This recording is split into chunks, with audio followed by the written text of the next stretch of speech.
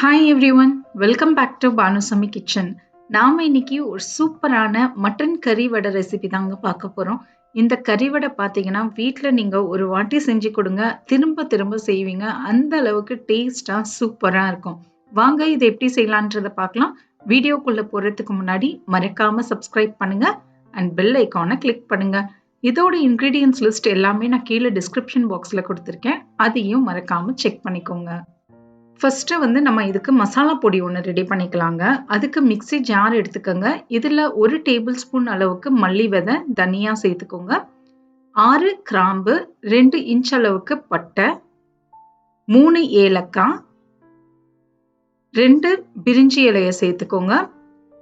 இது கூடவே காரத்துக்கு ஒரு 6லேருந்து 7 காஞ்ச மிளகாயை சேர்த்துக்கோங்க. உங்க காரத்துக்கு ஏத்தாப்புல சேர்த்துக்கோங்க. இது கூடவே 1 டீஸ்பூன் அளவுக்கு சீரகம், 1 டீஸ்பூன் மிளகு. இது எல்லாத்தையும் நல்லா பவுடரா அரைச்சி எடுத்துட்டு வந்துருங்க. நல்லா ஃபைன் பவுடரா அரைக்கணுங்க. பாருங்க, இந்த அளவுக்கு இருக்கணும். ஃபைன் பவுடரா அரைச்சி எடுத்துட்டு வந்துருங்க. இது ஒரு பக்கமா எடுத்து வச்சிருங்க. இப்போ எப்படி செய்யலான்றத பார்ப்போம். இந்த கபாப் செய்யறதுக்கு நாம ஒரு 1/2 கிலோ மட்டன் எடுத்துக்கணுங்க. 1/2 கிலோ மட்டனை நல்லா சுத்தம் பண்ணிட்டு தண்ணியை முழுசா வடிகட்டி எடுத்துட்டு வந்துருங்க. இது கூடவே ஒரு 150 கிராம் அளவுக்கு கடலை பருப்பை நான் 1 மணி நேரம் ஊற வச்சு எடுத்திருக்கேன். கப்பு படி பார்த்தீங்கன்னா 1 கப் அளவுக்கு கடலை பருப்பை ஒரு 1 மணி நேரம் ஊற வச்சு இதில் சேர்த்துக்கோங்க. தண்ணியை முழுசா வடிகட்டி சேர்த்துக்கோங்க. இது கூடவே ஒரு பாதி வெங்காயத்தை குண்டு குண்டா நறுக்கி சேர்த்துக்கோங்க. ஒரு சின்ன வெங்காயமா இருந்தா கூட போதுங்க. 1 டீஸ்பூன் அளவுக்கு இஞ்சி பூண்டு விழுது சேர்த்துக்கோங்க. நான் அரைச்சி வச்சிருந்த மசாலா பொடியையும் இதுல சேர்த்துட்டு இதுக்கு தேவையான அளவுக்கு உப்பையும் கொஞ்சமா மஞ்சள் பொடியும் சேர்த்துக்கோங்க. இதுல ஒரு 1/2 கப் அளவுக்கு மட்டும் தண்ணி சேர்த்துக்கோங்க. ரொம்ப ஜாஸ்தியா வேண்டாங்க. மட்டனே நல்லா தண்ணி விடும்.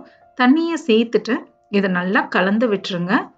குக்கர் மூடியை போட்டு மிதமான சூட்ல ஒரு 10லேருந்து 15 நிமிஷம் அப்படியே வச்சிருங்க. எத்தனை விசில் வர்றதுன்றது முக்கியம் இல்லைங்க. ஒரு 10லேருந்து 15 நிமிஷம் இது மிதமான சூட்லயே இருக்கட்டும். அப்போதான் மட்டன் குழஞ்சி வரும். 15 நிமிஷத்துக்கு அப்புறம் பார்ப்போம். 15 நிமிஷத்துக்கு அப்புறம் ப்ரெஷர் ஃபுல்லா அடங்கின பிறகு ஓபன் பண்ணுங்க. பாருங்க, நான் 1/2 கப் அளவுக்கு தான் தண்ணியை சேர்த்தேன். ஆல்ரெடி மட்டனும் நிறைய தண்ணி விட்டுருக்கு. நீங்க இன்னும் கொஞ்சம் தண்ணியை கொஞ்சம் கம்மி பண்ணிக்கலாம். இப்போ இந்த தண்ணி வத்துற அளவுக்கு, இது சுண்டி வர அளவுக்கு நம்ம வதக்கிக்கணுங்க. ஒரு 10 நிமிஷம் இதை வதக்குனீங்கன்னா இந்த மாதிரி சுண்டி வந்துடும். பாருங்க, இந்த அளவுக்கு இருக்கணுங்க. தண்ணி எல்லாமே ஃபுல்லா போயிருக்கணும். தண்ணி கொஞ்சம் கூட இருக்காது. தண்ணி இருந்துச்சு அப்படின்னா நம்மளால அது வடையா தட்ட முடியாது. இந்த அளவுக்கு திக்கான பிறகு அடுப்பை அணைச்சிருங்க. இது ஆற ஆற இன்னமும் திக்காகும். இது அடுப்பை அணைச்சிட்டு ஒரு 20 நிமிஷம் அப்படியே வச்சிருங்க. இது நல்லா ஆறட்டும். சப்போஸ் நீங்க மத்து வச்சிருந்தீங்க அப்படின்னா இது மத்தாலேயே கடைஞ்சிக்கலாங்க. இல்லைன்னா மிக்ஸி ஜார்ல போட்டு கூட அரைச்சிக்கலாம். நான் மிக்ஸி ஜார்ல போட்டு தான் அரைக்க போறேன். நல்லா ஆறின பிறகு மிக்ஸி ஜாருக்கு மாத்திட்டு இதுல 2 டேபிள் ஸ்பூன் அளவுக்கு தேங்காவை சேர்த்துக்கோங்க. தேங்காவை நீங்க துருவி கூட சேர்த்துக்கலாங்க. நான் அப்படியே சேர்த்திருக்கேன். இதை நம்ம லைட்டா கொரகொரப்பா அரைச்சி எடுத்துட்டு வந்துருங்க. ரொம்ப மைய அரைக்காதீங்க. பாருங்க எவ்வளவு திக்காயிடுச்சு. நம்ம தண்ணியா இருந்ததுன்னு நினைச்சோம். ஏன்னா இதுல கடலை பருப்புலாம் இருக்கிறதுனால அது நல்ல பைண்டிங் ஏஜென்ட்டா இருக்கும். இது ஆற ஆற நல்லா திக்காயிடுங்க. இதை ஒரு பவுலுக்கு மாத்திட்டு இதுல நம்ம ஒரு 1/2 டீஸ்பூன் அளவுக்கு மிளகாய்த்தூள், 1/2 டீஸ்பூன் அளவுக்கு உப்பு தேவைக்கேற்ப சேர்த்துக்கோங்க. டேஸ்ட் பண்ணிட்டு சேர்த்துக்கோங்க. இது கூடவே 2 பச்சை மிளகாயை சின்ன சின்னதா நறுக்கி சேர்த்துக்கோங்க. கொஞ்சமா புதினா இலை, கொஞ்சமா கொத்தமல்லி தழைகளையும் இதே மாதிரி பொடிசா நறுக்கி சேர்த்துக்கோங்க. இது கூடவே ஒரு சின்ன சைஸ் வெங்காயத்தை பொடிசா நறுக்கி இதுல சேர்த்துக்கோங்க. ரொம்ப பெருசா வேண்டாங்க. சின்ன வெங்காயமா இருந்தாலே போதும்.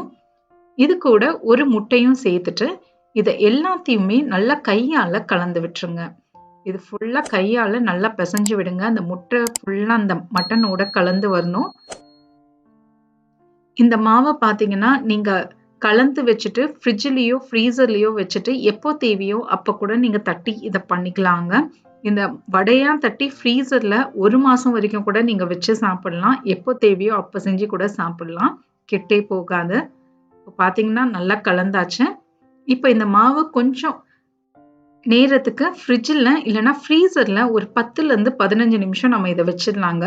ஃப்ரீசரில் ஒரு 15 நிமிஷம் வச்சுக்கோங்க. அப்போ தான் நமக்கு இது வடையாக தட்ட வரும். 15 நிமிஷத்துக்கு அப்புறம் பார்ப்போம்.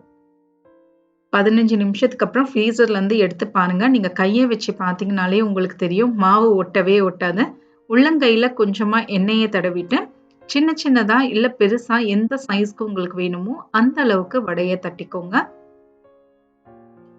மாவு ரொம்ப தண்ணியா இருக்கு, எங்களால வடையா தட்ட முடியல அப்படின்னா, நீங்க ஃப்ரிட்ஜில ஒரு 1 மணி நேரம் வச்சு எடுத்தாலே போதுங்க. மாவு வந்து நல்லா திக்காயிடும். இதே அளவுகளோட பண்ணும்போது உங்களுக்கு இது கரெக்ட்டாவே வரும். நீங்க மட்டன் வேக வைக்கும்போது மட்டும் கொஞ்சமா தண்ணிய கம்மி பண்ணிட்டு வேக வச்சீங்கன்னா, உங்களுக்கு தண்ணி அந்த அளவுக்கு இருக்காது. பாருங்க, இதே மாதிரி வடையா எல்லாத்தையும் தட்டி வச்சுக்கோங்க. இந்த வடைய தட்டி ஒரு பாக்ஸ்ல போட்டு நீங்க ஃப்ரீசர்ல எடுத்து வச்சு எப்போ தேவையோ அப்போ கூட நீங்க இதை சுட்டு சாப்பிடலாங்க. அந்த அளவுக்கு டேஸ்டாவே இருக்கும். பாருங்க, இந்த மாதிரி எல்லாமே வடையா தட்டி ஒரு பக்கமா எடுத்து வச்சுக்கோங்க. உள்ளங்கையில அப்பப்போ எண்ணெயை தடவிட்டு இதை தட்டுங்க. அப்போதான் நமக்கு ஒட்டாம இருக்கும். இப்போ ஒரு பேன் எடுத்துக்கங்க. பேன்ல ஒரு 3லேருந்து 4 டேபிள் ஸ்பூன் அளவுக்கு எண்ணெய் சேர்த்துக்கோங்க. எண்ணெய் ஓரளவுக்கு சூடான பிறகு அடுப்பு தீய மிதமான சூட்டுக்கு மாத்திட்டு இதை வந்து 3 நிமிஷம் ஒரு சைடு குக் பண்ண விடுங்க. திருப்பி போட்டு 3 நிமிஷம்னு சொல்லிட்டு டோட்டலா ஒரு 5லேருந்து 6 நிமிஷம் மட்டும் இது குக் பண்ணாலே போதுங்க. இதுல பாத்தீங்கன்னா நமக்கு நிறைய எண்ணெயே தேவைப்படாதுங்க. நம்ம மசாலா வடைக்கு எவ்வளவு எண்ணெய் தேவைப்படுதோ அது கூட தேவைப்படாது. இது நீங்க 3லேருந்து 4 டேபிள் ஸ்பூன் எண்ணெயிலேயே வறுத்துடலாம். அந்த அளவுக்கு தான் எண்ணெய் இது இழுக்கும். ரொம்ப ஜாஸ்தியா இழுக்காது. 3 நிமிஷத்துக்கு அப்புறம் இந்த மாதிரி திருப்பி விட்டுருங்க. பாருங்க எந்த அளவுக்கு கோல்டன் கலர்ல இருக்கு. திருப்பி போட்டு அகைன் ஒரு 2லேருந்து 3 நிமிஷம் இது குக் ஆகட்டுங்க. ரொம்ப டேஸ்டியான வடைங்க. இது நீங்க வீட்ல ஒரு வாட்டி செஞ்சு கொடுத்து பாருங்க. எல்லாரும் விரும்பி சாப்பிடுவாங்க. இதை நீங்க அடிக்கடி செய்வீங்க. இதே அளவுகளோட நீங்களும் ட்ரை பண்ணி பாருங்க. எப்படி வந்ததுன்றது எனக்கு கமெண்ட்ஸ்ல சொல்லுங்க. மறக்காம சப்ஸ்கிரைப் பண்ணுங்க அண்ட் பெல் ஐகானை கிளிக் பண்ணுங்க. இன்னொரு வீடியோல உங்க எல்லாரையும் நான் பார்க்குறேன். தேங்க்யூ ஃபார் வாட்சிங்.